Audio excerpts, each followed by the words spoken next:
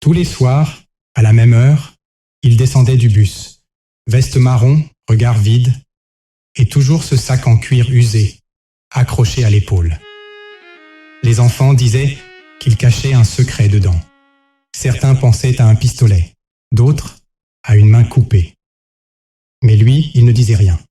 Il passait, tête baissée, et disparaissait dans le petit chemin, derrière la gare. Un jour, par curiosité, je l'ai suivi. Il marchait lentement, très lentement, comme s'il portait un poids trop lourd pour lui. Il s'est arrêté au bord d'un champ. Il a posé le sac par terre. Et il a pleuré. Longtemps. Puis, il a ouvert le sac. Dedans, il y avait, je te laisse deviner, une paire de petites chaussures et une lettre, froissée. Je n'ai pas pu lire ce qu'il y avait dessus, mais je me souviens du regard qu'il a lancé vers le ciel. Un mélange de douleur et de pardon. Le lendemain, il n'est pas descendu. Pendant des semaines, on ne l'a plus revu, ni sur le trottoir, ni au champ, rien.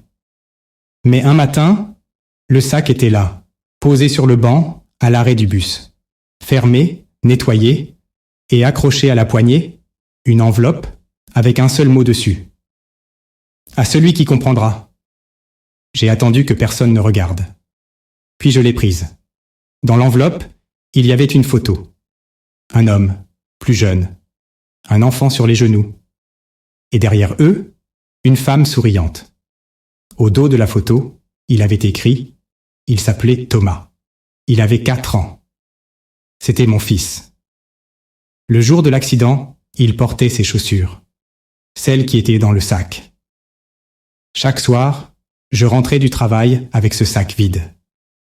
Ce jour-là, il n'était plus vide.